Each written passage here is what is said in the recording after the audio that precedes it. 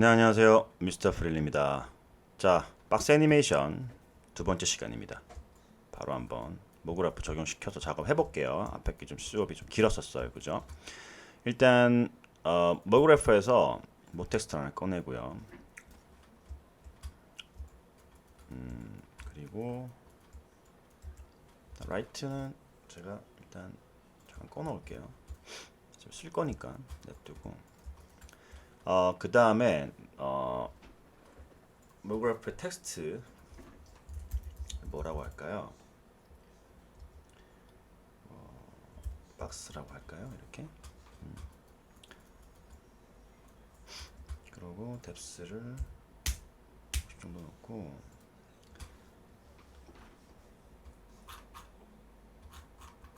폰트 타입은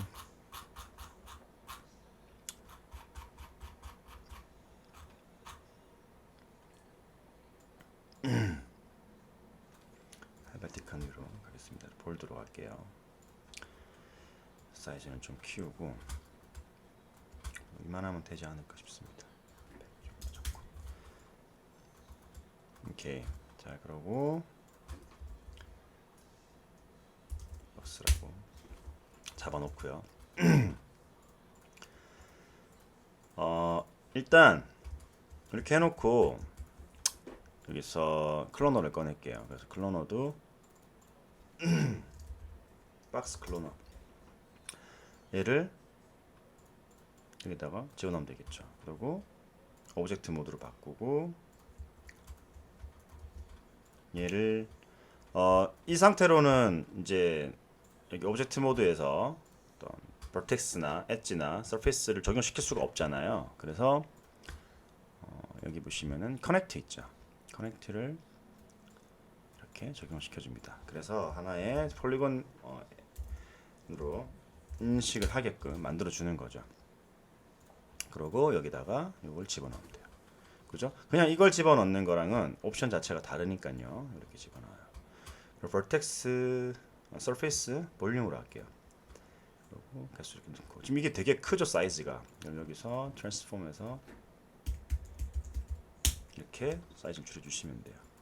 일단 잠깐 끌게요, 이거. 그래서 카피되어 있는 시드 값을 좀 조절을 해보겠습니다. 그리고 150 이렇게 좀 더 줄게요.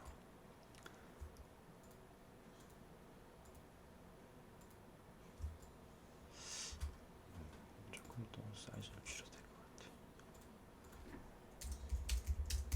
이런 식으로. 그죠? 타입이 어떠냐에 따라서 또 이렇게 느낌이 다르거든요. 그죠? 이렇게 박스, 그러니까 예, 서페이스로 가느냐 아니면은 볼륨의 서페이스로 가느냐 똑같죠. 근데 볼륨에서 랜덤으로 가느냐 이거는 좀 다릅니다. 그죠? 서페이스로 두셔도 상관없는데 저는 개인적으로 이렇게 그냥 좀 이런 게 더 예뻐서 둘게요. 사람마다 뭐 보는 건 다르니까. 그래서 대략 뭐 그냥 찾아내주면 될 것 같아요. 뭐 이런 거 해볼까요? 그냥 어차피 좀 죄송합니다. 어차피 좀 바뀔 거기 때문에 적당한 걸 찾아서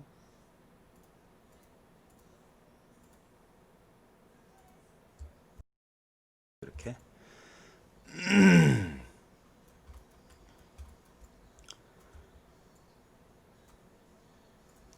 자, 죄송합니다. 자, 그리고 지금 이렇게 만들어졌죠. 라이트를 하나 설치를 했죠 아까. 일단은 카메라 뷰로 돌려놓을게요. 일단 카메라 뷰로 돌려놓고 이런 식으로 좀 볼게요. 그 다음에 라이트는 메인 라이트로 설정을 해서 보는 각도에서 45도 각도 정도로 이렇게 이쪽이죠. 이렇게 올려주겠습니다. 보통 라이트 같은 경우는 저는 이 정도로 설치를 하거든요. 기본형에서. 그러니까 뭐 여러 가지 경우들이 있겠지만은 카메라가 보는 시점 방향으로 해서 오브젝트에게 놓여져 있잖아요. 그러면은 45도 각도 정도에다가 라이트를 설치를 해줍니다. 그 그림자가 가장 적당하더라고요. 이거에 대한 어떤 거리에 대한 편차는 이제 섀도우를 보면서 조절을 해주시면 돼요. 자, 그래서 라이트 일단 기본적으로 소프트 라이트 레졸루션 소프트 섀도우로 해놓고요. 레졸루션 이렇게 맞춰주시고 1500 정도로 맞춰주시고 샘플 레디우스 좀 올려주시고 그래서 좀 이런 느낌으로 지금 만들어졌다 그죠? 라이트 같은 경우도 지금 이렇게만 보면은 뒤가 굉장히 어둡잖아요. 그래서 백라이트를 하나 설정을 해줄게요. 그래서 10 정도만 주고 색감을 살짝 다르게 이런 식으로 조명 느낌을 조금 다르게 표현해 주겠습니다. 그래서 뒤가 완전히 어둡지 않도록 작업을 해주는 거죠. 어차피 컴포지트에서 어두운 부분은 더 어둡게 할 수 있고 밝아야 되는 부분들은 더 밝게 할 수 있잖아요. 애드와 멀티플라이라는 모드 효과를 채널을 통해서 할 수 있어요. 멀티패스를 뽑으면. 근데 3D상에서 이렇게 블랙이 확 나와버리는 이런 걸 작업해버리면은 빼기가 힘들단 말이에요. 그렇기 때문에 이런 작업을 좀 내가 해주는 겁니다. 컴포지트를 항상 생각하셔야 돼요. 특히 레이트레이션 렌더링 거는 거는 이제 보정을 많이 해야 되는 부분들이 있다 보니까요. 그런 부분들은 감안을 꼭 하셔야 돼요. 약간 이렇게 그냥 흰색으로 역광을 줬을 때랑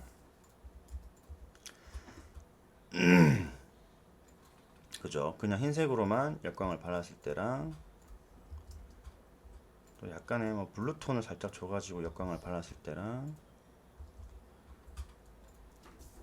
느낌이 다릅니다. 그죠? 그래서 일부러 약간 좀 더 색에 대한 톤에 대한 뎁스를 주기 위해서 역광을 살짝 주는 거예요. 칼라 이렇게 줘서 그냥 화이트일 때는 밋밋하잖아요. 이런 식으로 넣어주는 거예요. 자, 그래서 다시 이렇게 갈게요. 조금 더 어두워도 될 것 같아요. 어차피 이렇게 보시면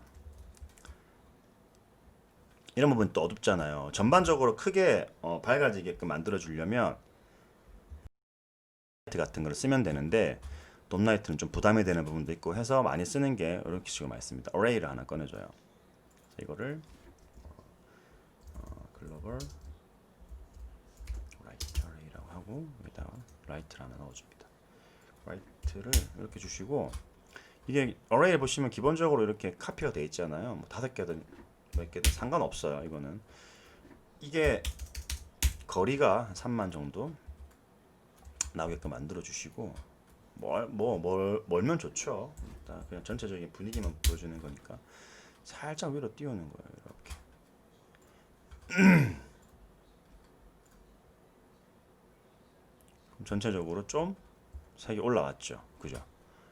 조금 더 밝게 가도 돼요. 이러면서 약간씩 조절해 주는 거예요. 이러면서 메인 라이트가 좀 밝으네? 아니면 뭐 백라이트가 좀 어둡네? 이런 식으로 잡아 주시는 거예요. 뒷부분, 앞부분. 그죠? 메인 라이트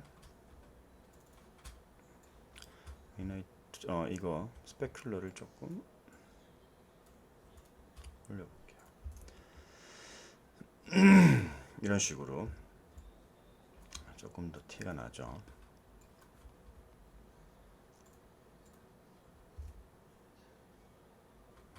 오케이. 그리고 여기다가 약간의 랜덤을 살짝 섞어주겠습니다. 그래서 PSR이라고 해서 포지션은 사실 많이 바꿀 필요는 없을 것 같아요. 없어도 되고 그죠? 거의 안 바뀌어도 상관없을 것 같은데 로테이션하고 이게 중요해요.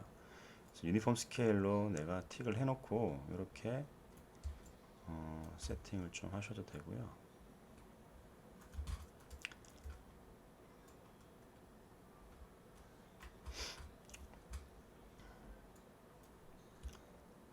아니면은 뭐 그냥 이렇게 따로따로 세팅을 주셔도 되겠죠. 유니폼 스케일을 굳이 안 하더라도 이렇게 해서 좀 이렇게 주는 것도 하나의 재미있는 방법이니까 그거는 여러분들 취향대로 하시면 될 것 같아요. 로테이션, 로테이션을 살짝 주게 되면은 또 약간 느낌이 달라지잖아요, 그죠? 아까 서페이스로 안 한 이유가 이런 느낌 때문에 그런 거예요. 살짝 이렇게 주는 거죠.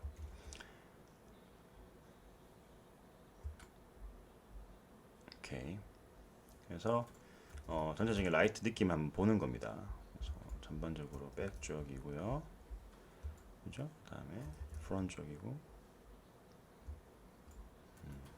글로벌 라이트 살짝 올려도 될 것 같아요.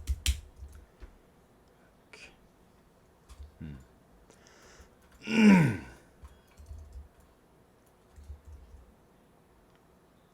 됐어요. 자, 이거를 우리가 애니메이션을 잠깐 시켜볼 건데, 기본적으로 얘네 지금 애니메이션 어떻게 되고 있어요? 플레이해서 볼까요? 이걸로.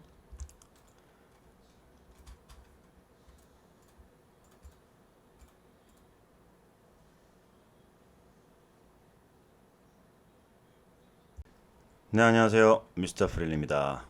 자, 박스 애니메이션 두 번째 시간입니다. 바로 한번 모그래프 적용시켜서 작업해 볼게요. 앞에 게 좀 수업이 좀 길었었어요, 그죠? 일단 모그래프에서 모텍스트 하나 꺼내고요.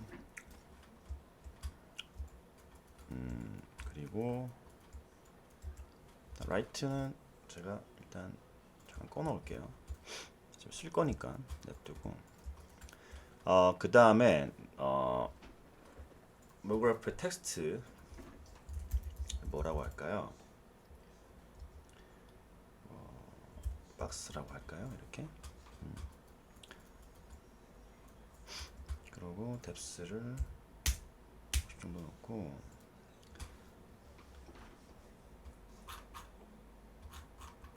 폰트 타입은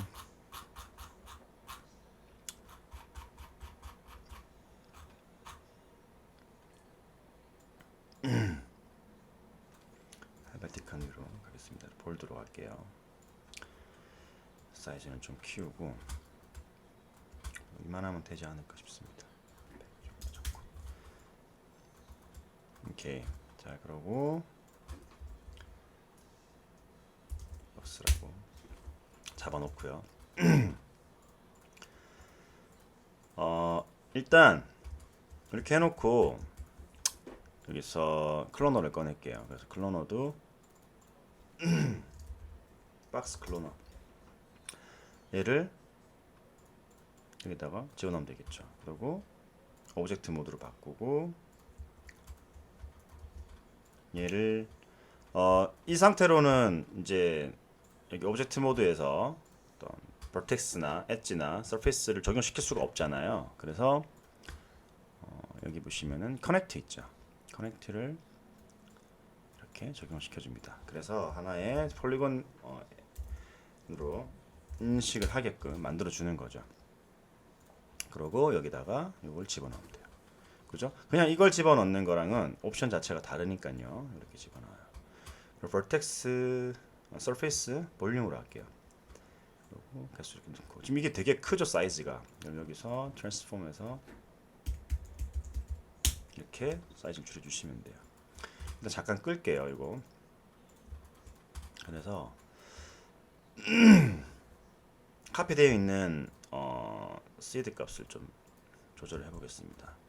그리고 150도 이렇게 좀 떠줄게요.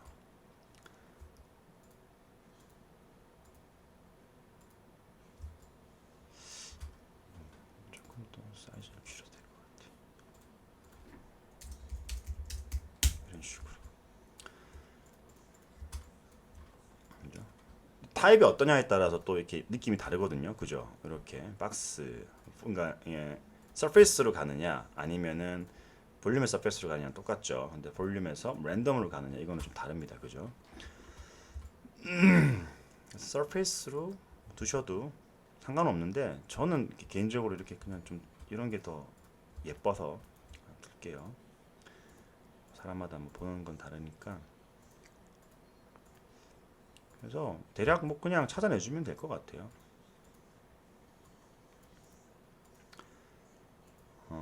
이런 거 해볼까요? 그냥 어차피 좀 죄송합니다. 어차피 좀 바뀔 거기 때문에 적당한 걸 찾아서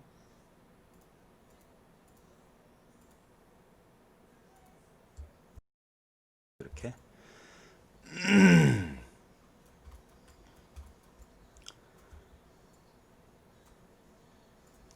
자,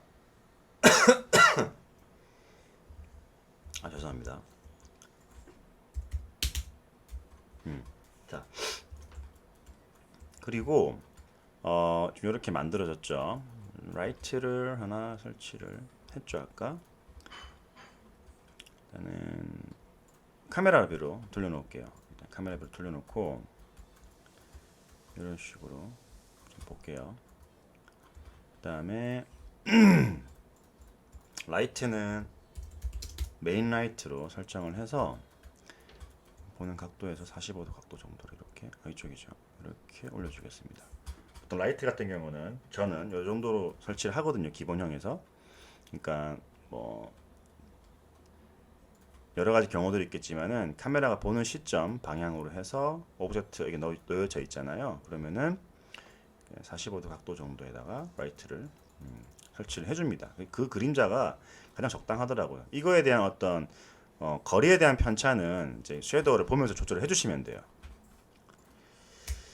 자, 그래서 라이트 일단 기본적으로 소프트 라이트 레졸루션 소프트 섀도우를 해놓고요. 레졸루션 이렇게 맞춰주시고 1500 정도로 맞춰주시고 샘플 레디우스 좀 올려주시고 그래서 좀 이런 느낌으로 지금 만들어졌다 그죠? 라이트 같은 경우도 지금 이렇게만 보면은 뒤가 굉장히 어둡잖아요. 그래서 백라이트를 하나 설정을 해줄게요.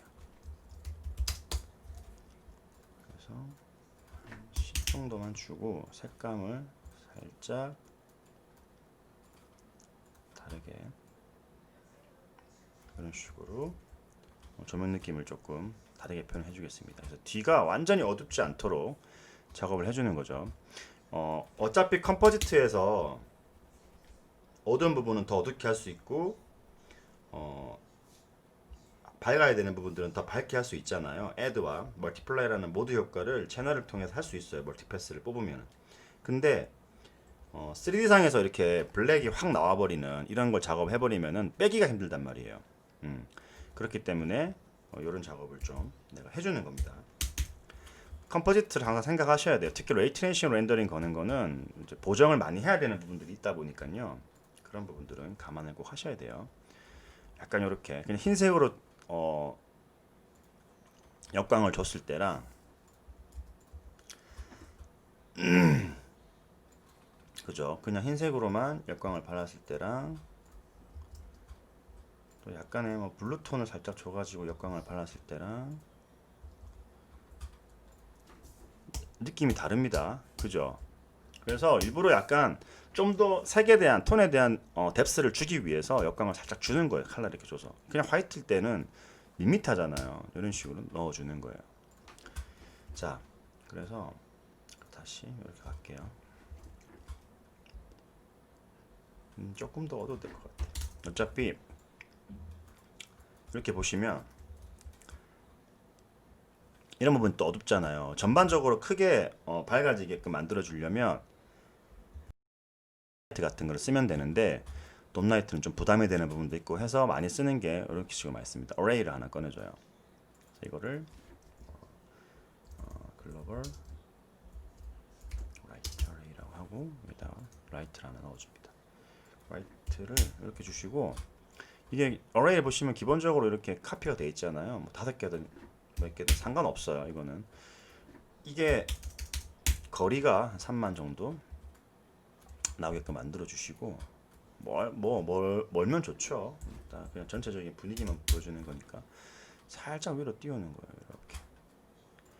이렇게 전체적으로 좀 색이 올라왔죠. 그죠? 조금 더 밝게 가도 돼요. 이러면서 약간씩 조절해 주는 거예요. 이러면서 메인 라이트가 좀 밝으네? 뭐 백라이트가 좀 어둡네 이런 식으로 잡아주시는 거예요. 뒷부분,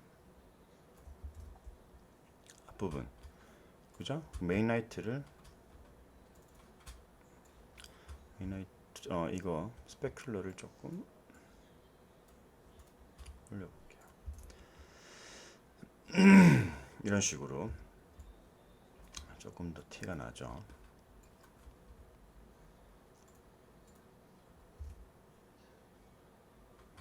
오케이. 그리고 여기다가 약간의 랜덤을 살짝 섞어주겠습니다. 그래서 PSR이라고 해서 포지션은 사실 많이 바꿀 필요는 없을 것 같아요. 없어도 되고, 그죠? 거의 안 바뀌어도 상관없을 것 같은데 로테이션하고 이게 중요해요. 그래서 유니폼 스케일로 내가 틱을 해놓고 이렇게 세팅을 좀 하셔도 되고요.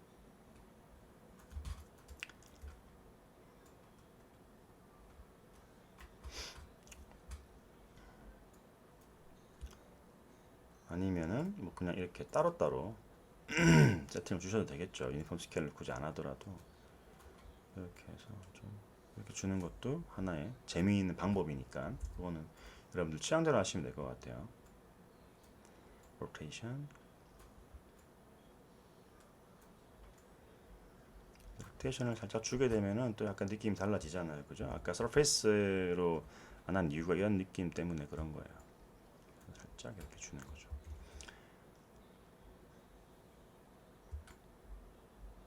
오케이. 그래서 전체적인 라이트 느낌 한번 보는 겁니다. 그래서 전반적으로 백 쪽이고요, 그죠? 그다음에 프론트 쪽이고, 글로벌 라이트 살짝 올려도 될 것 같아요. 이렇게.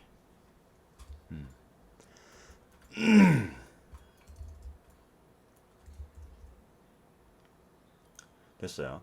자, 이거를 우리가 애니메이션을 잠깐 시켜볼 건데 프리뷰 해보니까는 이렇게 나오죠. 오케이. 그러면은 지금 보시면 이제 이렇게 애니메이션이 되는데 여기서 예를 들어서 박스들이 서로 겹쳐지는 애니메이션이 아니라 지금 3D의 특성상 어떻게 돼요? 일단 카메라 뷰를 잠깐 끌게요. 그리고 이거 잠깐 끄겠습니다. 특성상 어떻게 돼요? 얘네들끼리 서로 겹치죠. 지금 보시면 그죠? 얘네들끼리 서로 겹치거든요. 박스를 만들어서 봐도 이렇게 이런 것들 안 겹치게 하려면은 다이나믹스를 주면 되겠죠. 다이나믹을 여기서 시뮬레이션 태그에서 리기드 바디로 줍니다. 설정은 이미디언틀리로 해주시고 컬리전 타입은 이걸 낱개가 아닌 전체 덩어리로 인식을 하시려면 탑 레벨로 주셔야 돼요. 이걸 올로 두시면 예를 들어서 올로 두고 쉐입은 모다이나믹스로 두시고요. 올로 두고 작업을 하게 되면 이것도 프리뷰를 한번 걸어볼게요. 제가 이렇게 되죠. 그냥 뭔가 팍팍팍 튀죠. 왜 그러냐면은 얘네들끼리 서로 겹쳐 있다가 지금 그냥 막 갑자기 다이나믹이 들어가 버리니까는 튕겨 나가는 거예요. 그래서 이런 경우에는 이제 아까도 얘기했었죠. 탑 레벨로 해주시면 그런 문제가 안 생겨요. 그래서 일단 플레이해서 한번 볼까요?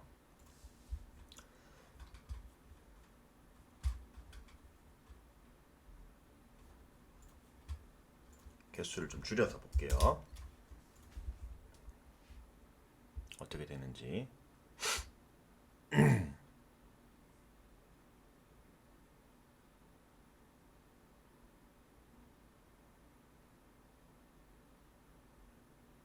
지금 다이나믹이 안 먹었는데 잠깐만요.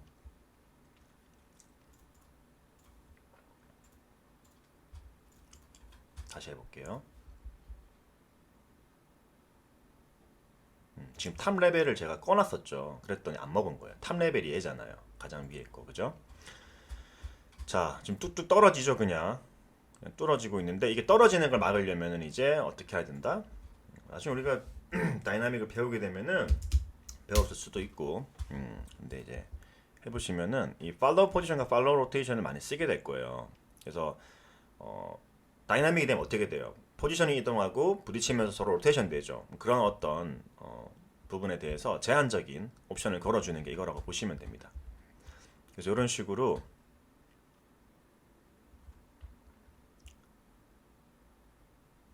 덩어리로 인식을 하게 만들어주는 거예요. 물론 이제 여기서 옵션들 여러 가지 또 수정을 해야 되겠죠. 예를 들면 바운스 같은 경우도 사실 바운스 같은 게 그렇게 많이 필요한 건 아니기 때문에요. 조금 줄인다든지, 그다음에 프릭션 마찰 같은 경우는 조금 더 올려줄 수도 있는 거고요. 그러면은 서로 간에 부딪혔을 때 이동하는 거리나 이런 것들이 조금 덜하단 말이에요. 이런 식으로 서로 겹치지 않게끔 만들어주는 방법이 있는 거예요. 이렇게. 또 하나는 이렇게 주셔도 되는데, 자, 또 하나는 잠깐 끌게요. 끄고 얘도 끌게요. 그래서 하나 카피를 그대로 할게요. 그래서 박스 클로너 얘 같은 경우는 뭐예요? 뭘로 한 거죠? 다이나믹에 있는 그냥 탑 레벨 가지고 조절을 한 거란 말이에요. 근데 이번 거는 뭘로 해볼 거냐면요, 인스턴스 가지고 한번 해볼 거예요. 인스턴스 가지고 어떻게 하느냐.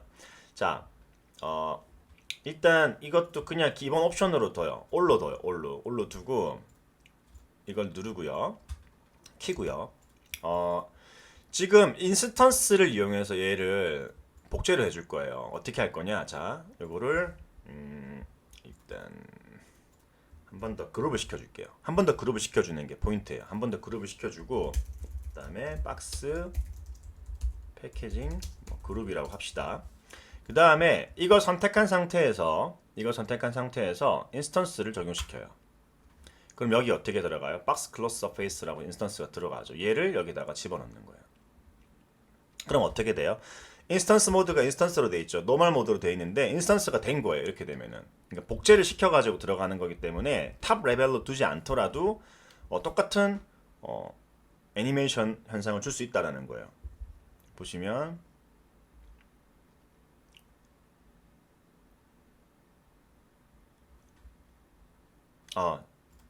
죄송합니다. 이거 꺼놨네요. 제가 다시 켜놓을게요. 다시 플레이.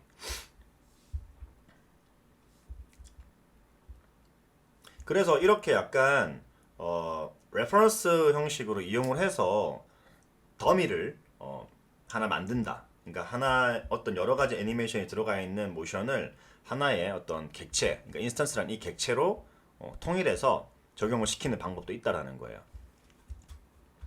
이렇게 되면 이런 식으로 덩어리를 구조로 해서 이제 다이나믹이 들어가게 되죠.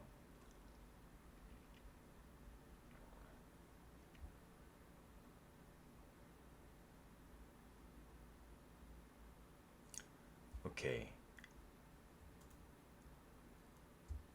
근데 이제 여기서 보시면요. 자, 근데 여기서 문제점이 하나 생겨요. 뭐예요? 인스턴스를 줬더니 뭐 박스 하나 큰 게 하나 뭐가 들어가 있죠. 이거는 인스턴스를 적용시키게 되면은 원래 갖고 있던 원본 있죠. 걔는 그대로 남아 있게 돼요. 그래서 이럴 땐 어떻게 하느냐? 이렇게 지금 그룹을 두 개를 줬죠. 그러면 지금 가장 상단에 있는 얘를, 이 오브젝트를 그룹핑한 얘 있죠. 얘를 여기다가 집어넣는 거예요. 이렇게.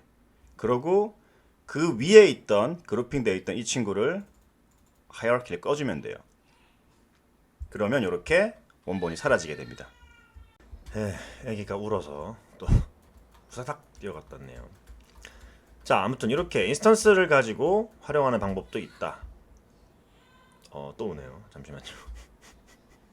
자, 그리고 만약에 예를 들어 지금 보시면은 다 이렇게 똑같이 동시다발적으로 움직이잖아요.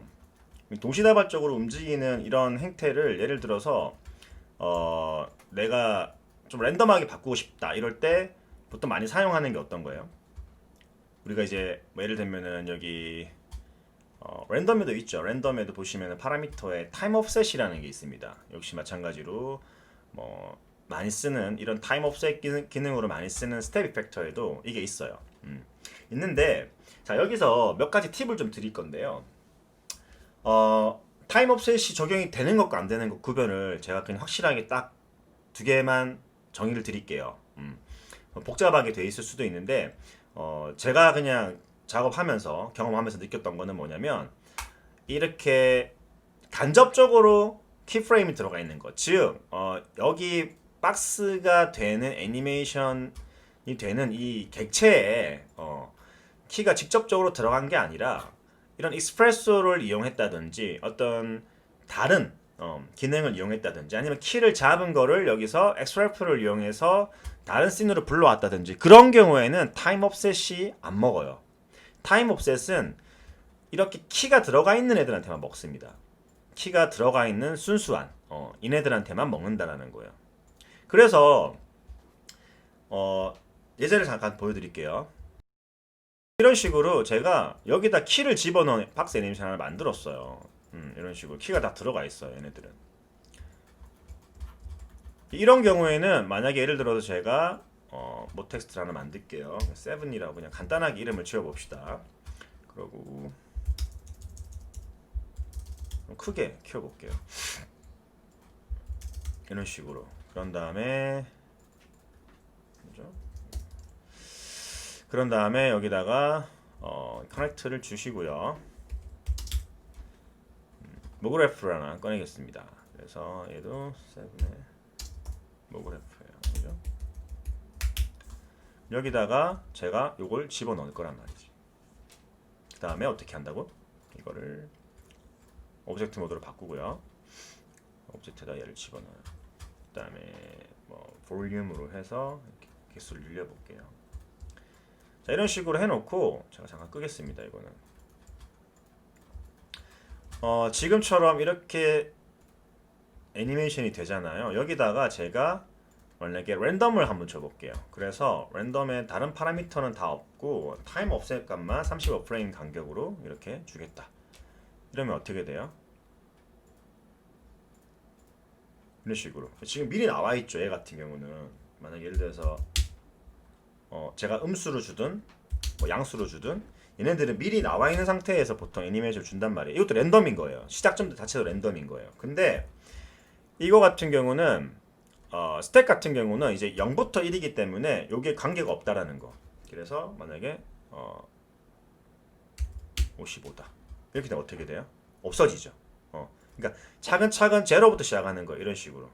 그래서 이렇게 이루어집니다. 그래서 요거를 컨트롤 누르고 혹은 커맨드 누르고 키를 이렇게 바꿔주시면 랜덤 이펙터처럼 사용도 할 수 있어요. 이렇게 이런 식으로. 이렇게 내가 키프레임을 준 오브젝트가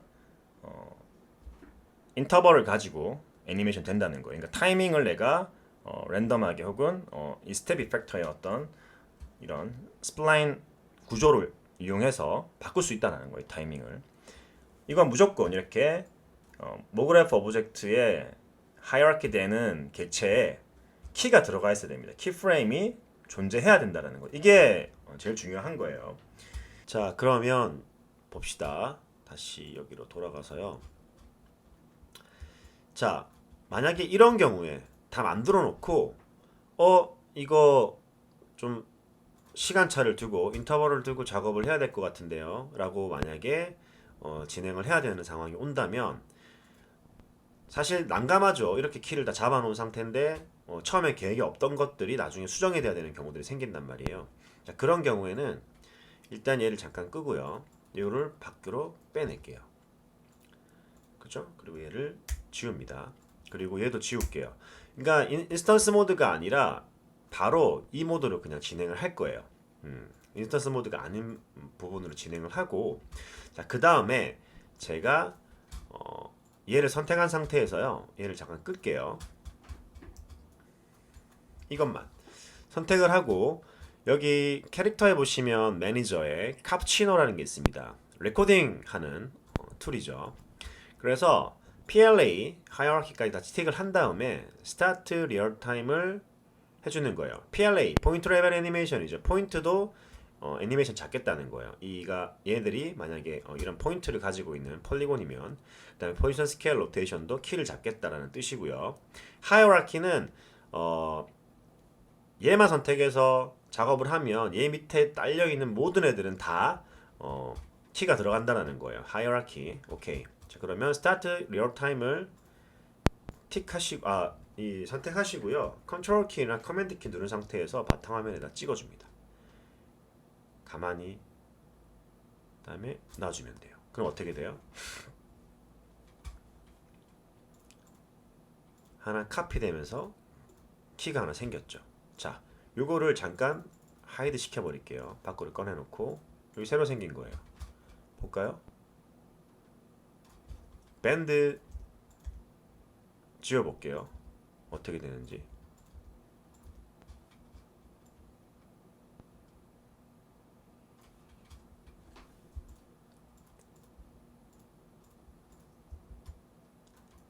지금 밴드를 지워도 어떻게 됐어요? 밴드가 들어가 있죠. 그러니까 PLA로 애니메이션이 들어간 거예요. 윈도우에 타임라인 더 시트를 보시면 이렇게 여기 PLA로 이렇게 애니메이션이 돼 있죠. 포지션 스케일 로테이션도 잡혀 있고요. 자, 그러면은 지금 예를 들어서 얘한테 두께를 줬어요. 그럼 얘네들은 이제 키가 들어가 있는 거죠. 한번 해볼까요? 그러면 간단하게 이네이블 시켜볼게요.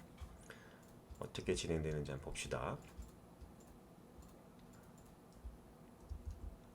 키가 들어가 있는 걸로 잡았고요. 얘네들은 필요 없겠죠. 이제 이렇게 지워도 될 것 같아요. 그렇게 해도 얘네들은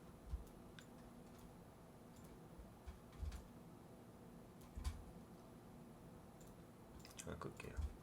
어차피 애니메이션이 될 거니까. 그죠? 잠깐 끄고 키고 이렇게 보이죠?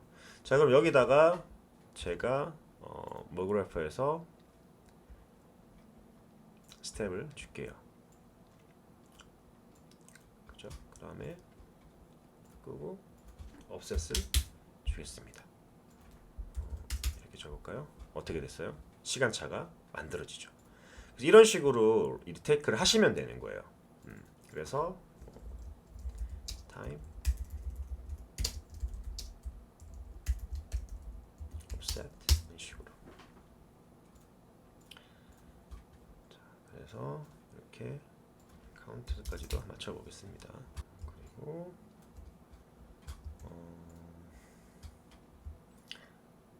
봅시다. 여기까지 당겨 볼까요? 지금 옵셋을 얼마만큼 줬냐면은 150프레임까지 줬으니까 뒤쪽에서 완성될 것 같아요. 120프레임을 줘볼까요? 박스의 사이즈를 스케일을 좀 스케일이래. 카운트를 좀 더 주고요. 전체적으로 이런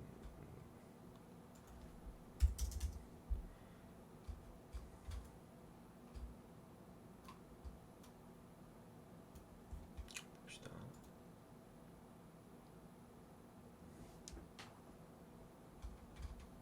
이 시드 값 조절을 해가지고요. 적절한 이미지를 좀 찾아볼게요. 이 정도가 괜찮은 것 같습니다. 카운트 수는 이 정도로 두시고 사이즈를 조금 줄여볼게요.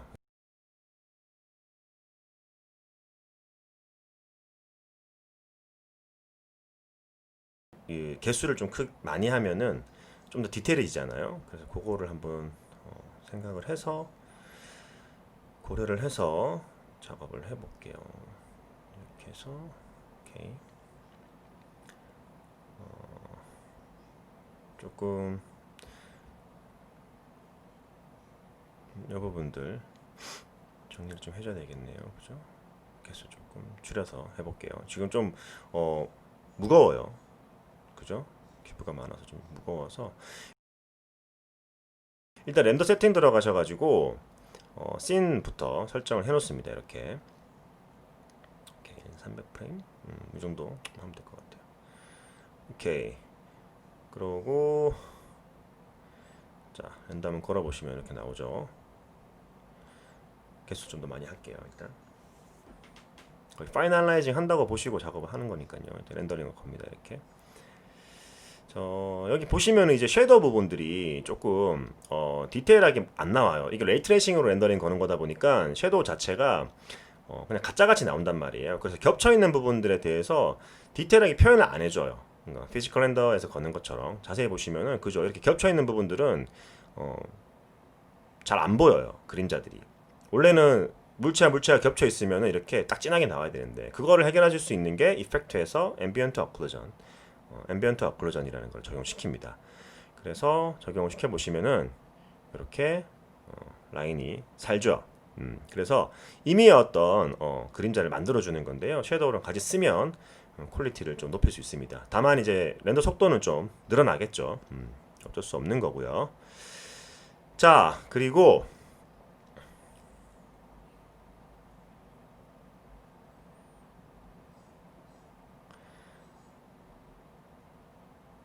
이제 중요한 게 카메라 부분인데요.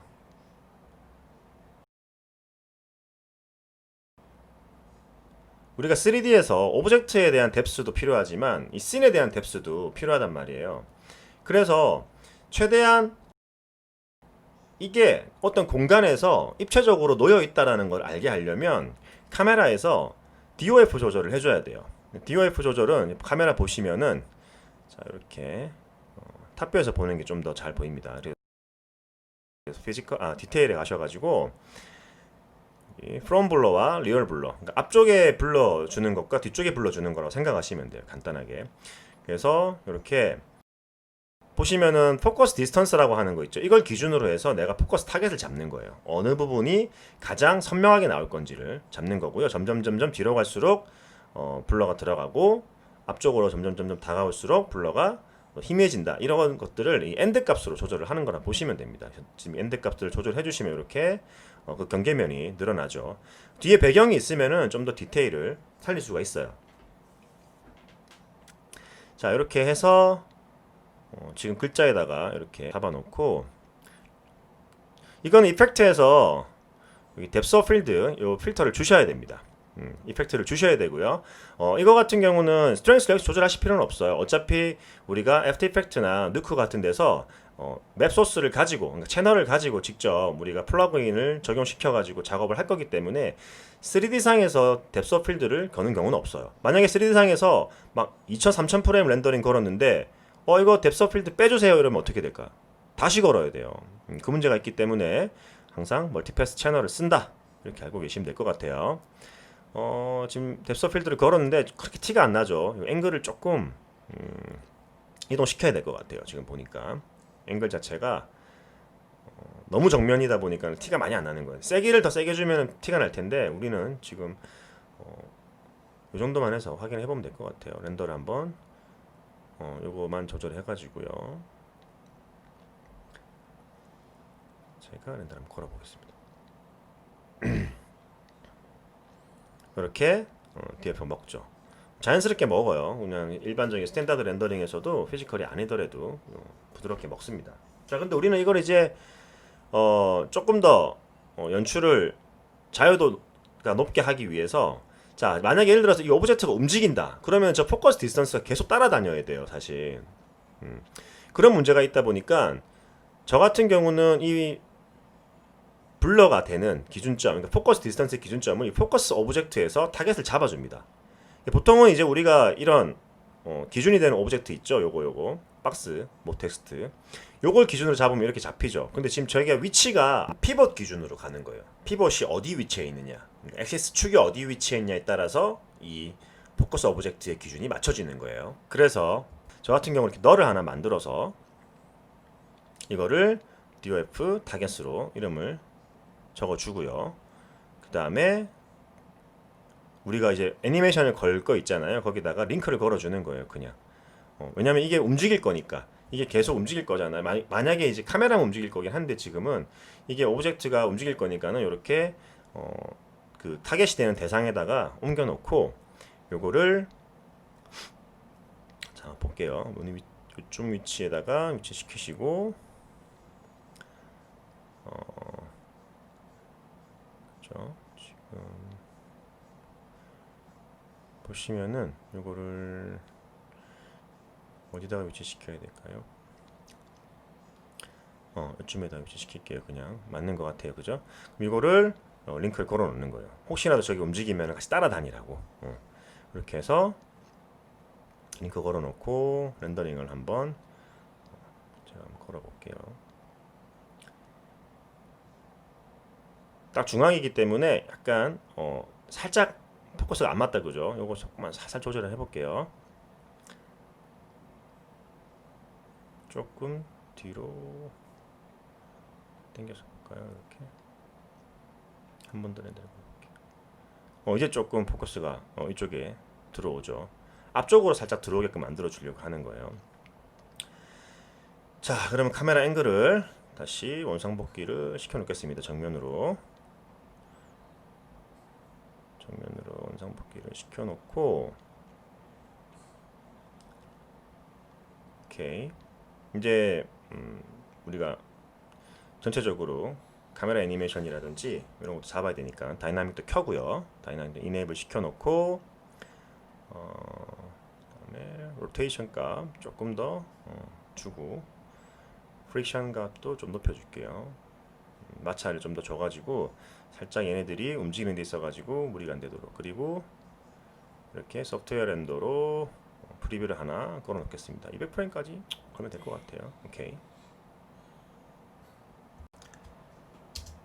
자, 렌더링 다 됐죠. 보시면은 지금 이게 아까 우리가 인스턴스에서 바꿨잖아요. 근데 올로 돼 있다 보니까 이게 지금 이렇게 낱개로 다 렌더링이 됐어요. 다시 걸어야 되겠죠. 일단 탑 레벨로 바꿔야 됩니다. 탑 레벨로 바꾸시고 다시 메이크 프리뷰를 해볼게요. 자, 다 됐죠? 네, 플레이 해보시면은 이렇게 지금 다이나믹이 또 안 먹어 있죠. 이게 왜 그럴까요?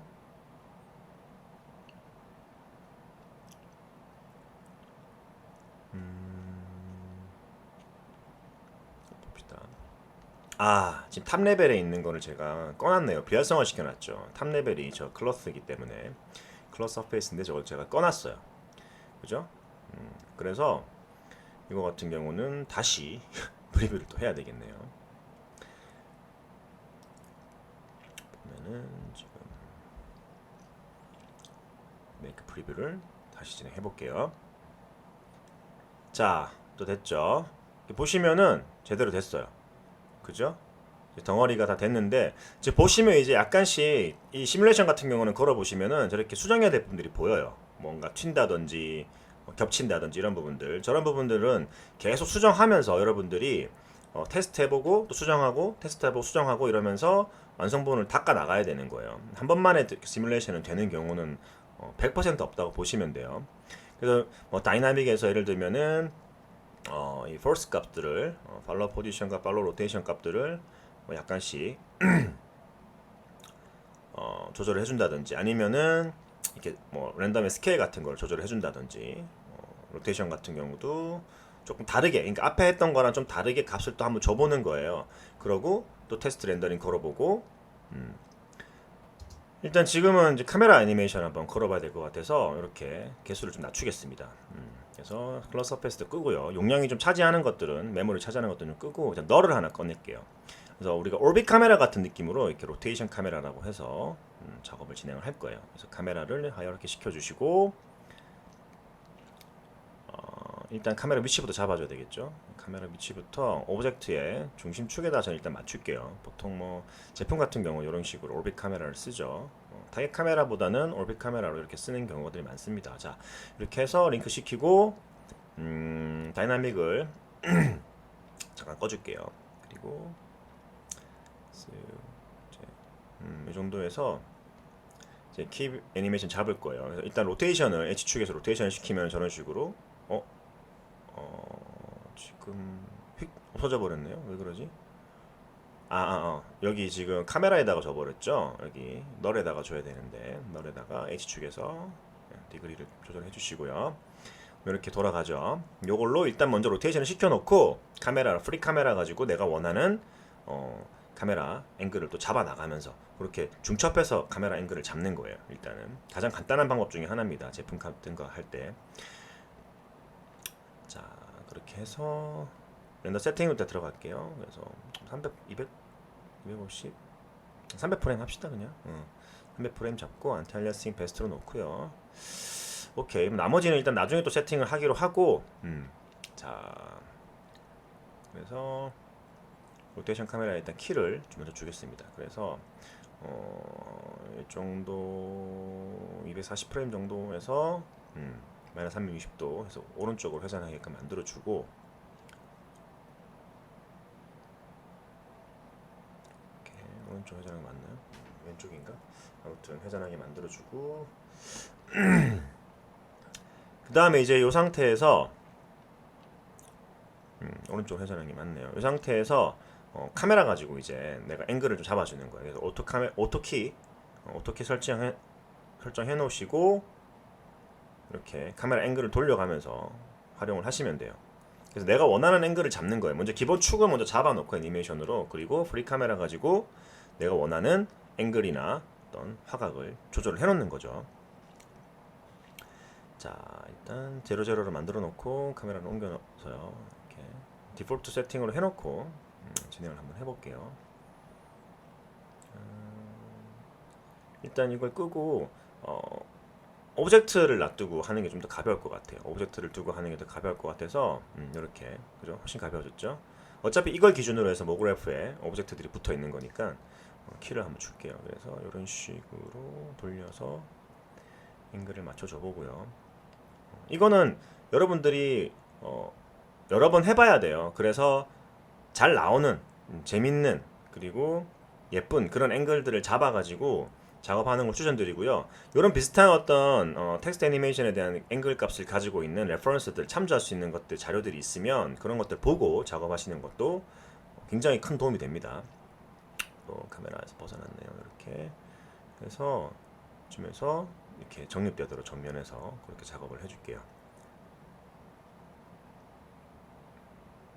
카메라 앵글이 내려가죠. 이런 부분들은 이제 앵글 잡아가지고 218프레임 이런 데서 수정을 좀 해주시면 됩니다. 앵글을 이렇게 잡으시면 돼요. 그래서 프리 카메라에서 이렇게 오토킹 해놓으면은 뷰포트 움직이는 것만으로도 키가 잡히니까 좀 편하죠. 가장 기초적이면서도 사실 제일 재빠르게 쓸 수 있는 카메라 기법입니다. 자, 이렇게 좀 약간 울렁울렁거리는 부분들이 있어요. 이건 렌더링 걸어보고 리얼타임에서 확인한 다음에 좀 수정을 하기로 할게요. 이런 부분들도 약간 유격이 생기죠. 유격 생기는 부분들은 좀 잡아줄게요. 괜찮을 것 같은데 이 부분들을 삭제를 해버리겠습니다. 키를. 유격이 좀 사라졌죠. 이 부분들은 사실 이제 인터폴레이션에서 작업을 해야 되기 때문에 타임라인 커브 가셔가지고 카메라만 선택을 해요. 그래서 카메라의 포지션에 지축만 선택을 해서 끝부분에 인터폴레이션 수정을 좀 해주겠습니다. 그래서 좀 더 천천히 뒤로 빠지게끔 조금 더 작업을 해줘도 될 것 같아요. 지금보다 조금 더 뒤로 빠지게끔. 오케이, 이 정도. 자, 볼까요? 훨씬 괜찮아졌죠. 훨씬 뒤에 쓱 끌리는 느낌, 약간 그런 느낌도 좋기 때문에 됐고요. 자, 그러면 이제 다시 원상복귀를 할게요. 그래서 이제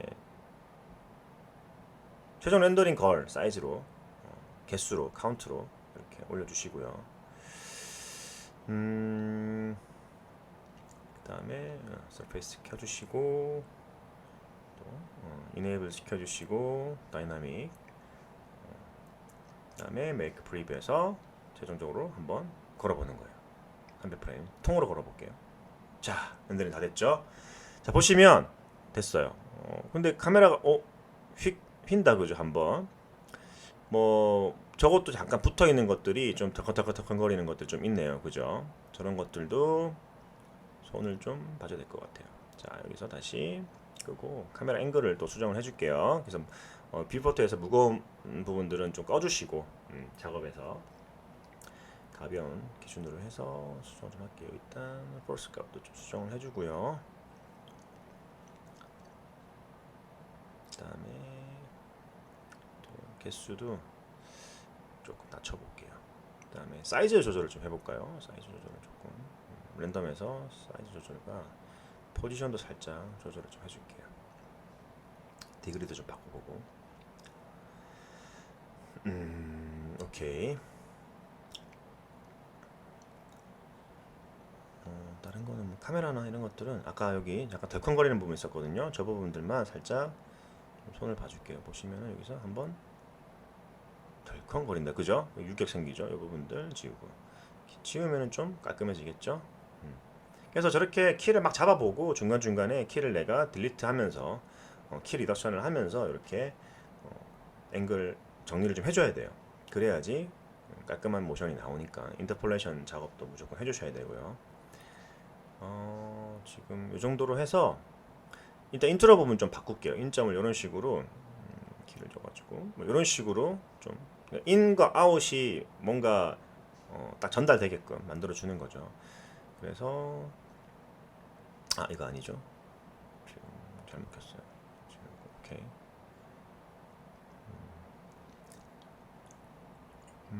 다른 부분들 요건 끄고 켜고 지금 거의 모든 옵션들을 다 켰다고 보고 여러분들은 이 부분들을 테스트하면서 괜찮은 영상이 나올 때까지 계속 테스트를 해보셔야 돼요. 일단 저는 이렇게 해놓고 렌더링을 먼저 걸게요. 그다음에 안티 알리아싱 체크하시고 아웃풋에서 올 프레임 잡아주신 다음에 멀티패스 같은 경우는 이제 이펙트 여기 멀티패스 여기서 혹은 여기서 우클릭해서 볼 수 있죠. 그러니까 여기서 먼저 스페큘러 기본, 그 다음에 섀도우, 그 다음에 리플렉션이 없어요 우리. 그래서 리플렉션 한번 줘볼게요. 박스에 리플렉션이 들어가진 않지만 이렇게 한번 넣어보는 거예요. 우리가 멀티패스를 배워보는 그 시간이니까 한번 add 리플렉션 종합적으로 공부를 하는 거니까요. 여기다가 리플렉션 여기 좀 쳐가지고요. 그 다음에 이거 값을 좀 낮출게요. 그래서 지금 렌더링 한번 걸어보시면은 약간 비친다, 그죠? 좀 저런 느낌은 아니지만 박스가 원래 그래도 리플렉션에 대한 어떤 공부를 하기 위해서 멀티패스에 대한 공부를 하기 위해서 걸어보는 겁니다. 그리고 여기 브라이트니스 좀 낮출게요. 약간 어둡게 연하게 비치게 합시다. 연하게. 그리고 여기다가 앰비언트 오클루전 넣어주면 돼요. 그 다음에 뎁스 오브 필드 넣어주시면 되고요. 뎁스. 자, 여기서 이제 밑에 앞쪽에 보시면 이제 앰비언트 오클루전 있잖아요. 이거 같은 경우는 어플라이트 프로젝트를 언틱하셔야 돼요.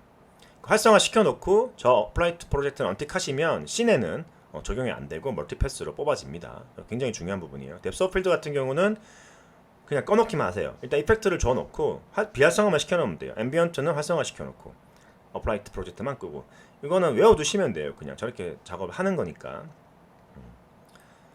자, 그다음에 아웃풋 설정 다 끝났죠. 라디오 틱 하시고 자, 이제 렌더링 한번 걸어볼게요. 뭐 없죠? 한 번 더 확인을 하고 오케이, 렌더링 걸어보겠습니다. 세이브 체크를 안 해줬나? 세이브 다시 체크해봅시다. 저장 경로를 저장 안 해줬군요. 일단 제일 가벼운 PNG로 진행을 할게요. 그리고 알파 채널 16비트 저장 경로를 램 폴더를 하나 만들어가지고 설정을 해놓겠습니다. 이름은 박스. 오케이. 그다음에 멀티패스도 똑같은 파일 포맷으로 작업을 해주시면 돼요. 16비트 채널이고요. 다 됐죠? 뭐 이제 더 이상 없죠? 확인 다 된 걸 확인했고 다시 렌더링 걸어주시면 됩니다. 그럼 이렇게 쭉 렌더링 걸리고 있죠. 렌더링이 다 됐습니다. 이런 식으로 뭔가 만들어졌죠. 오케이. 약간 덜컹덜컹거리는 것도 있을 거예요. 이거는 시뮬레이션 계속 걸어가면서 계속 바꾸셔야 돼요. 뭐 예를 들면은 여기 시드 값도 바꿔보고, 뭐 카운트도 바꿔보고, 이것도 바꿔보고, 뭐 그죠? PSR도 바꿔보고 그러면서 계속 애니메이션 테스트를 해보셔야 됩니다. 일단 애프터 이펙트로 가져가 볼게요. 임포트를 해보면 뎁스 한번 불러와 볼까요? 이거 지금 internal verification failure라고 해서 오류 뜨죠. 이런 경우는 페인지 파일 오류가 뜨는 건데 버전에서 좀 그런 가끔 이런 일이 생기긴 해요. 지금 저 같은 경우는 사실 이런 지금 오류가 R20로 바꾸고 나서 렌더링 거니까는 이런 현상이 생겼거든요. 정확한 이유는 포럼을 찾아봐도 잘 모르겠더라고요. 그래서 만약에 이런 오류가 생기지 않으면 그냥 쓰시면 돼요. 근데 만약에 이런 오류가 생겼다. 그러면 그냥 파일 포맷을요 바꿔버리자고요. 예를 들어서 뎁스만 따로 걸 건데요. 파일 포맷을 PNG 말고요. 그냥 뭐 JPG도 상관없죠. JPG도 상관없는데 만약에 이제 본 게임에서 그러니까 본 작업 어떤 실무 작업을 할 때 문제가 생긴 거다 하면은요 PNG나 이런 것들은 거의 테스트용이나 아니면 진짜 왜 어마어마하게 큰 사이즈인데 용량을 죽여야 되는 그런 경우들 있잖아요. 그러니까 막 타가 시퀀스로 하면은 뭐 개당 뭐 몇백 메가씩 나오는 그런 근데 뭐 2분짜리 3분짜리 이상 만들어야 되고 막 10K 이상 되고 이런 것들은 PNG로 하는 게 좀 더 효율적이긴 하거든요. 그런 경우는 TIF나 타가 파일로 거시면 되는데 일단 우리가 테스트를 하는 경우라면요 JPG도 뭐 크게 상관없습니다. 대신에 이제 채널을 8비트밖에 못한다는 거 그거 하나가 단점이긴 한데요. 요거로 렌더링을 한번 걸어놔 볼게요. 자, 렌더링 다 걸렸고 여기 시퀀스로 불러와 볼게요. 불러와지죠. 그 다음에 뎁스 또 뭐 있었어요. 이거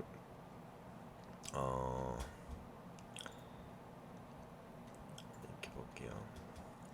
AO 그 다음에 뎁스 불러왔고 디플렉션 그 다음에 스페큘러 그 다음에 섀도우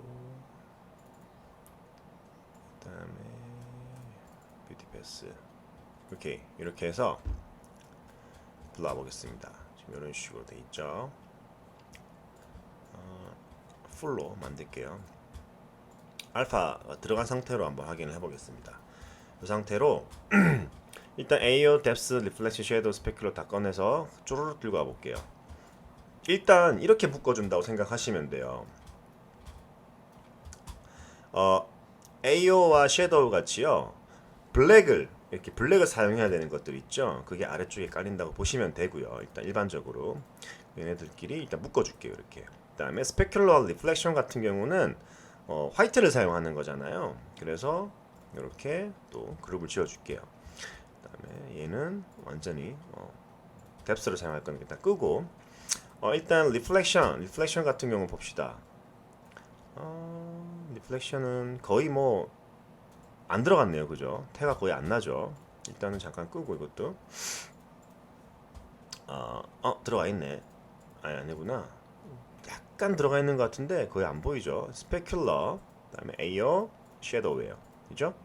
일단 섀도우 같은 경우는 섀도우나 AO 같은 경우는 멀티플라이를 사용합니다. 멀티플라이 사용하고요. 됐죠. 멀티플라이가 들어갔죠. 그래서 약간 예를 들면 이런 경우는 그 전에 지금 보시면은 이렇게 어떻게 됐어요? 알파가 없는 채로 씌워버리니까는 그냥 이렇게 먹어버렸죠. 이 투명도가 없어져 버렸죠. 이런 경우에는 이거와 똑같은 버퍼라는 렌더링 걸면 돼요. 혹은 버퍼로 렌더링 못 걸었다. 나 급해 지금 버퍼 렌더링 걸고 어쩌가 시간 없어. 어떻게 하면 될까? 이거 하나 카피해서 올려서 어떻게? Here Situation 같은 걸로 화이트 쫙 줘서 어떻게 하면 돼요? 이걸로 매트 씌워버리면 되잖아요. 그러면 이렇게 지금 빠지죠. 블랙 빠졌지. 그죠? 이렇게 해서 작업해도 돼요. 근데 매트를 씌우지 않고 할 수 있는 방법은 플러그인을 사용하는 건데, 자, 플러그인 중에서 Unmult라고 하는 플러그인이 있습니다. Nolight Factory에서 제공되고 있는 그 플러그인이고요. 이렇게 Unmult를 주면은, 자, Unmult 같은 경우는 어떻게 되냐? 블랙을 빼는 거예요. 기본적으로 블랙을 빼는 거예요. 그래서 지금 루마 매트 돼 있네. No track으로 할게요.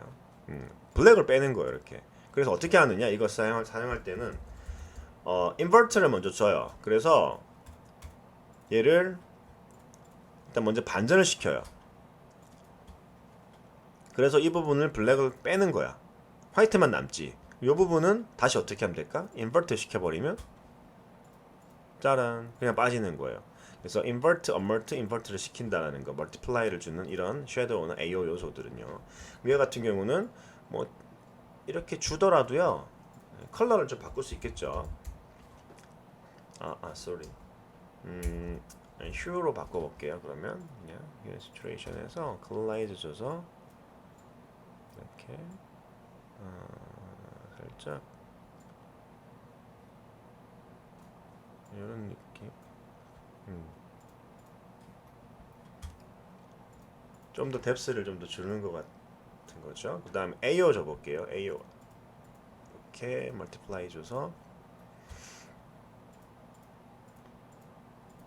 또 AO가 들어감으로 해서 또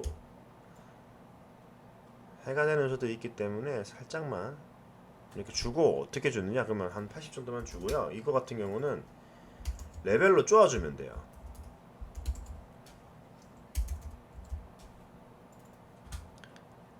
이렇게 쪼아줘서 반경을 좀 만들어주면 돼. 어떻게 돼? 그러면 레벨로 쪼아주니까 딱 그 경계만 이렇게 좀 작업이 되지, 그죠? 이런 식으로. 그리고 이 친구도 역시 마찬가지로 어떻게 여기 invert, invert 준 걸로 카피해서 페이스트 하시면 돼요. 오케이. 이 unmart 같은 경우는 그 이펙트를 검색을 해보세요. unmart 이펙트, nonlight factory에.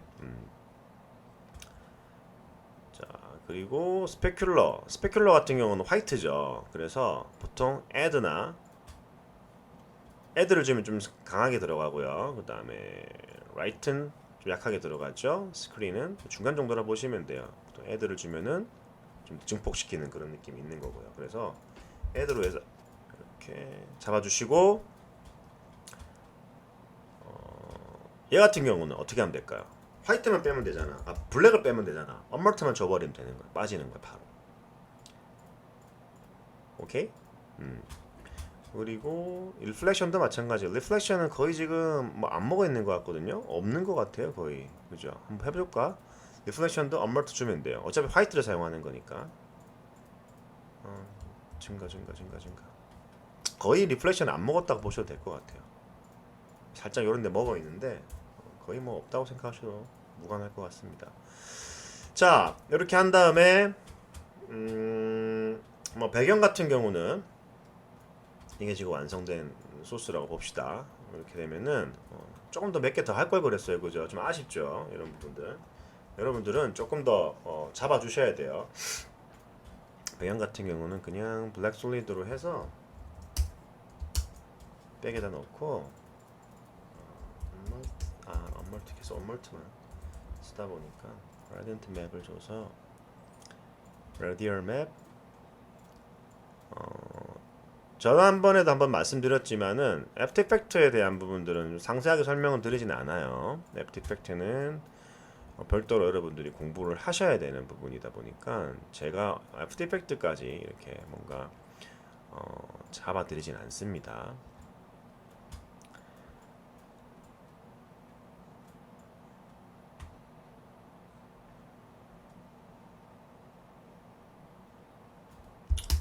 자, 뭐 이렇게 해서 일단 이런 약간 계단 현상 같은 경우는 어떻게 하면 되나요? 여기서 16비트로 채널을 바꿔주면은 좀 깔끔해집니다. 자, 우선대로 해놓고 좀 아쉽다 이런 부분들이 있으면 이제 약간 우리는 보정을 좀 해줘야 돼요. 어떻게 하느냐? 일단 먼저 가장 많이 쓰는 보정 툴 자체가 보정 플러그인 자체가 요거 섀도우 앤 하이라이트라는 거예요. 기본적으로 미들톤 부분을 좀 많이 만들어준 역할을 하는 건데요. 오토는 안 쓸 거고요.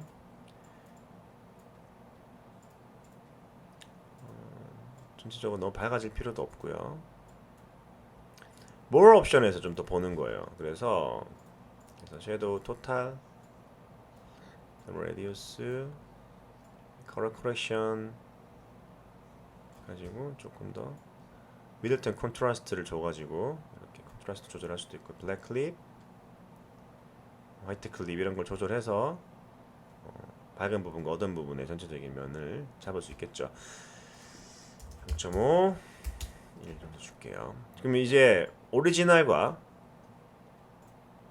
요거를 확인해 볼 수 있겠죠. 오리지널, 이게 오리지널이에요. 이런 식으로 들어간 거를 확인할 수 있고, 자 여기다가 이제 뭐 예를 들면은 감마값 같은 걸 한번 주는 거죠 또. 그래서 살짝 전체적인 컬러 톤을 조금 조절을 해주는 거예요. 감마값 돌려가지고.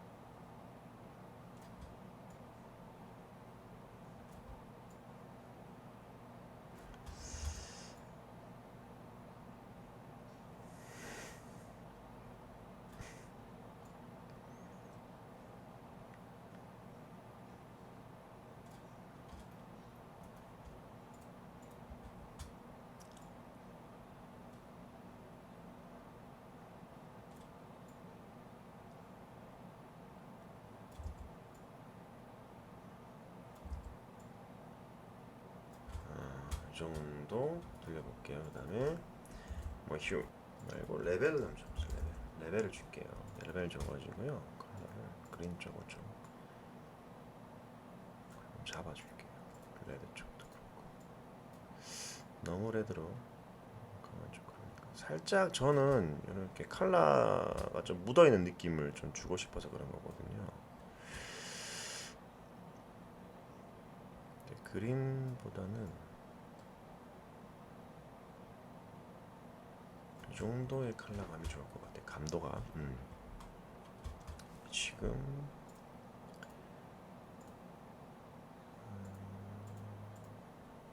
섀도우에서도 진짜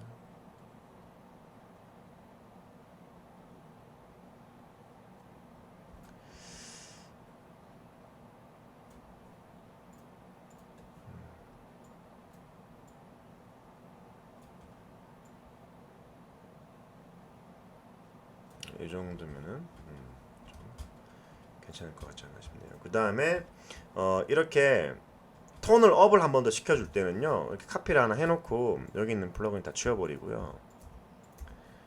위에다가 보통 저 같은 경우는 이런 식으로도 작업을 합니다. 포칼라 그라디언트 같은 걸 줘서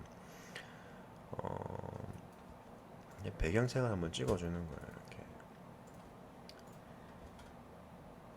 근데 이거는 조금 옐로우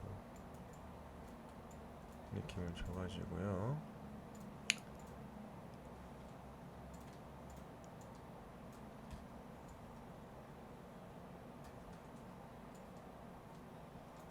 이런 식으로 준다고 치고요. 소프트 라이트를 한번 주는 거죠, 살짝. 그리고 미세하게 컬러를 조절하시면 되죠. 이거는 뭐 밝게 주셔도 될 것 같고요. 그죠? 이런 식으로 화이트로 설정을 하는 것보다 노란색으로 살짝 이렇게 주는 것도 나쁘지 않네요.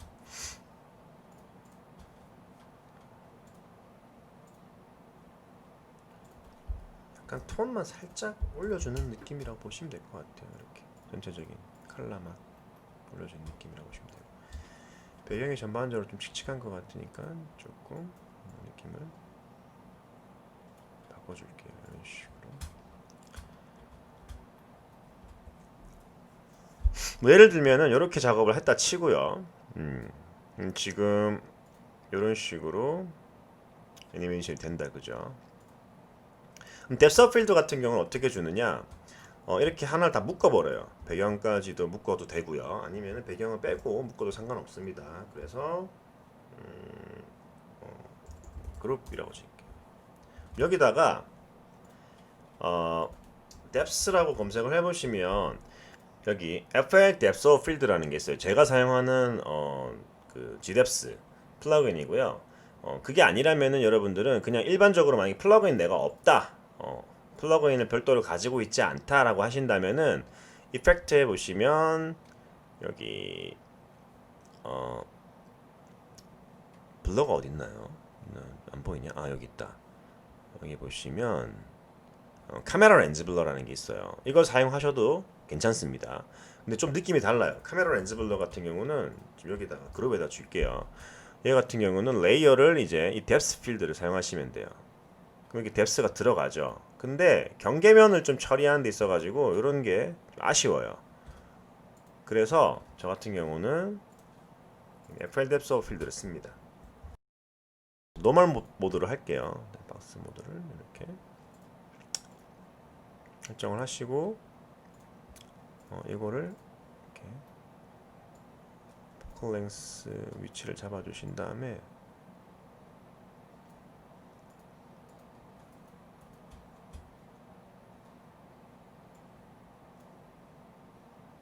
너무 많이 줬습니다 지금. 자, 이 정도로 줄게요.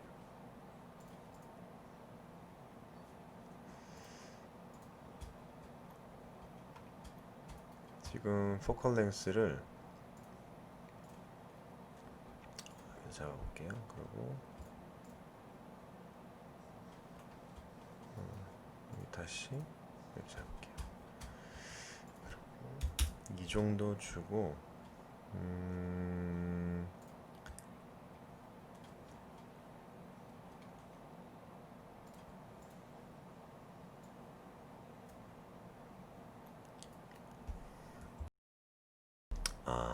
볼게요. 여기 포커스가 지금 잡혀야 되니까 우리는 이런 식으로 주고 조금 더 설정을 주겠습니다. 아까보다는 조금 더 선명도가 좀 올라간 것 같긴 해요.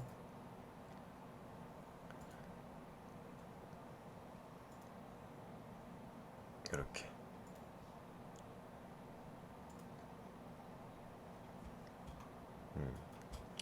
지금 이거 한번 볼게요. 이게 지금 블랙으로 갈수록 지금 블랙으로 보이는 부분들 있죠. 이렇게 블랙으로 진하면 진할수록 이제 선명한 거예요. 화이트로 가면 갈수록 연한 거라고 보시면 돼요. 그래서 이렇게 온다고 보시면은 이제 이렇게 블러를 먹겠죠, 애들이.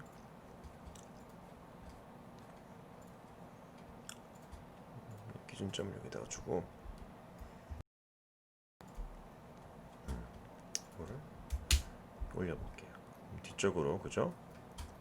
이렇게 블러가 먹겠죠.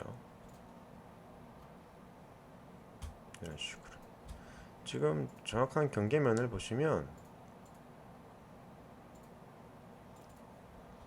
여기가 기준점이니까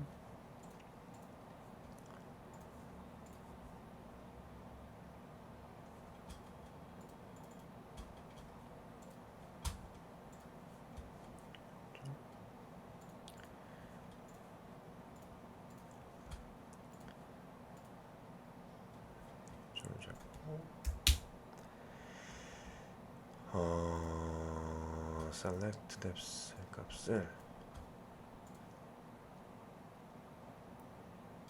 여기다가 포인트를 줄게요. 그러면 조금 그죠? 뒤쪽으로 나가죠.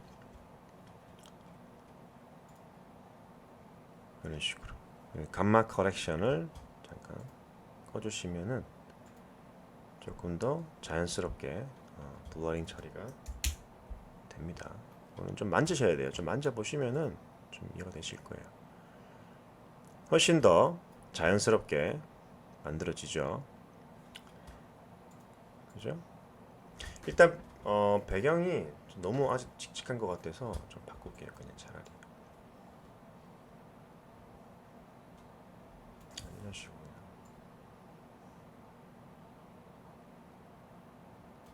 바꾸겠습니다. 비슷한 컬러로 바꿀게요. 내부에서 뭐 이런 스페큘러 같은 경우는 좀 그죠?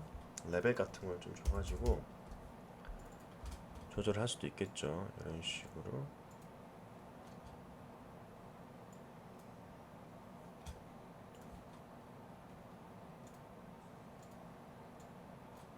이렇게 갈게요. 그죠? 조금 더 연하게 조절이 되죠.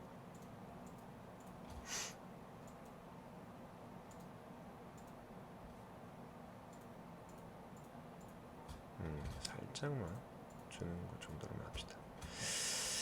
오케이. 그러면 자 우리가 뷰티 패스로 그냥 3D에서만 건 게 이거예요. 요거랑 배경을 뺀다고 치고 분위기를 상당히 많이 바꿀 수 있다라는 거예요. 컬러부터 시작해서 어떤 질감의 어떤 느낌까지도 이런 톤 조절을 통해서 상당히 많이 좀 변화를 줄 수 있다라는 거. 너무 과하면 안 되겠지만 어느 정도의 톤 레벨업 같은 경우는 거의 다 컴포지트에서 한다고 보시면 돼요. 특히 레이트레이싱 같은 렌더링은요. 3D상에서 기본적인 세팅을 많이 하지만은 여기서 다 어떤 톤업을 시키고 또 톤앤무드를 다 만든다고 생각하시면 안 돼요. 시네마 4D상에서.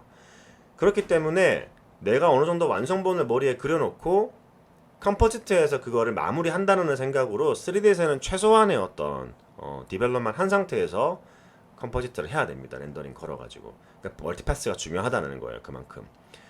여러분들이 이런 부분들은 연습을 굉장히 많이 해보셔야 돼요. 굉장히 많이 해보셔야 되고 이렇게 잡아놓고도 사실 끊임없이 톤 조정을 해야 돼요. 그래서 뭐 예를 들면 이것도 톤이 내가 봤을 때는 좋지 않은 것 같아. 전체에다가 한 번 더 걸어서 톤 조절을 할 수도 있겠죠. 이런 식으로 톤 조절을 더 낮출 수도 있을 거고 전체적으로. 그러니까 뭐냐면 이렇게 하다가 야 이게 근데 내가 보니까는 이런 질감이나 이런 표현들이 좀 더 디테일해야 될 것 같아. 이런 것들은 다시 3D로 가서 수정을 해야 되는 거고요. 컬러 그레이딩, 컬러 커렉션 이런 것들은 컴포지트에서 최대한 많이 하셔야 되는 거예요. DI 작업 같은 경우는. 특히 이런 거는요.